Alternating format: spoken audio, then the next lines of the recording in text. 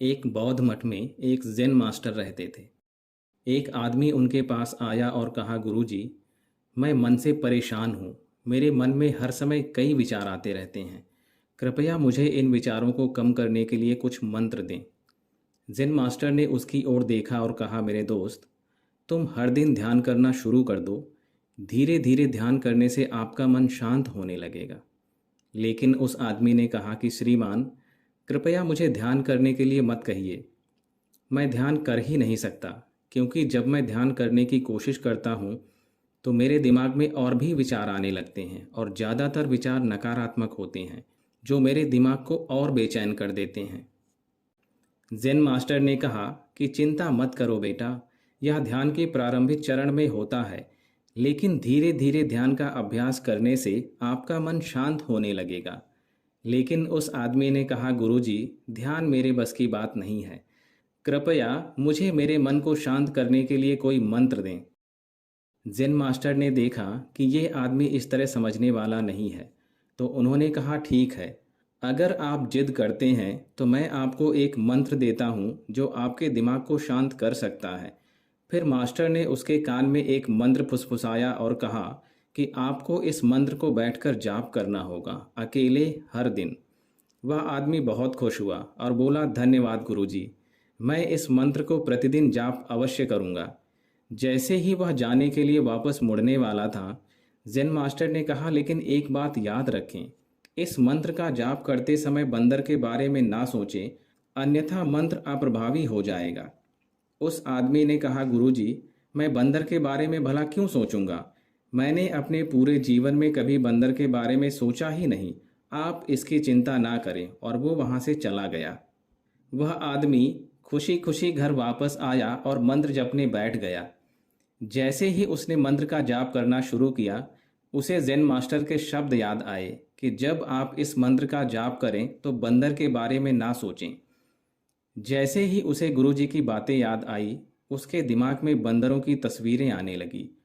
वह बंदर के विचारों को नज़रअंदाज करने की कोशिश करने लगा, लेकिन जितना ही उसने बंदरों को नज़रअंदाज करने की कोशिश की, उतने ही उसके दिमाग में बंदर आने लगे और कुछ समय बाद उसका पूरा दिमाग बंदरों से भर गया।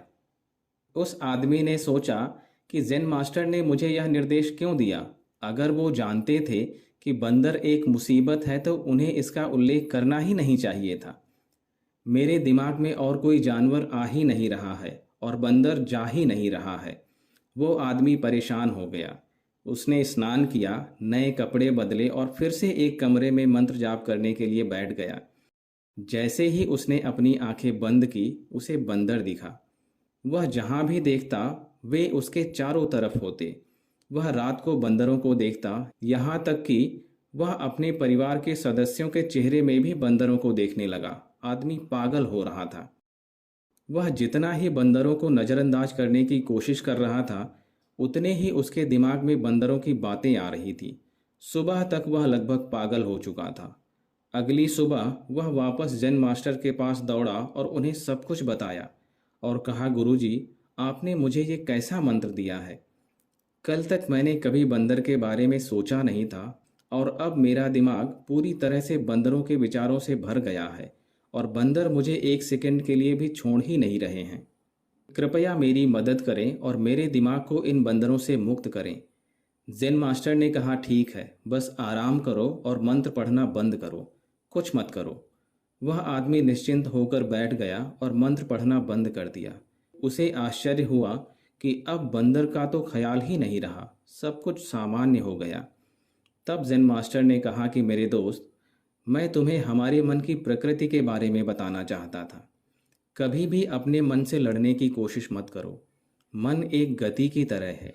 स्प्रिंग को जितना दबाओगे वह उतना उछलेगा। इसी तरह आप अपने मन को जितना दबाने की कोशिश करेंगे, वह उतना ही मजबूत होता जाएगा। शांत रहें, मन के विचारों को देखना शुरू करें और आप पाएंगे कि आपका मन धीरे धीरे अपने आप शांत हो जाएगा। मन को देखने के लिए आपको ध्यान करने की आवश्यकता है। अगर हम अपने जीवन में देखें तो पाएंगे कि हमारा मन एक बंदर की तरह ही है, जो हर समय बेमतलब इधर उधर उछलता कूदता रहता है। यदि आप इस बंदर मन को बलपूर्वक रोकना चाहते हैं तो आप ऐसा नहीं कर पाएंगे।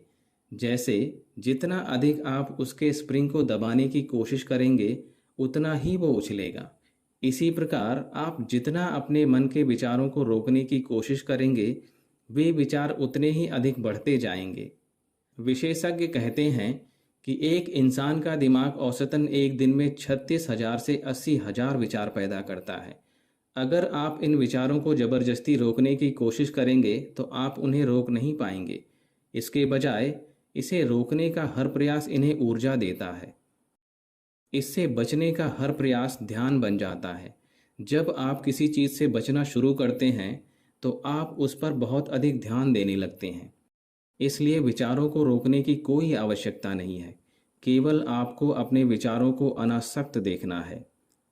हमारे नियमित जीवन में आमतौर पर हम अपने विचारों को देखने में सक्षम नहीं होते हैं, लेकिन ध्यान से आप इसे आसानी से कर सकते हैं।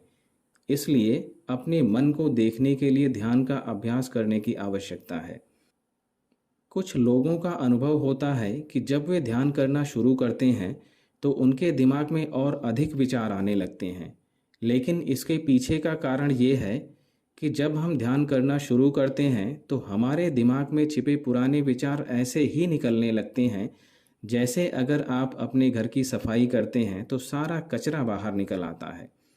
इसी तरह जब आप ध्यान करना शुरू करते हैं तो दिमाग का सारा कचरा बाहर निकलने लगता है और आपको और अधिक विचार आने लगेंगे।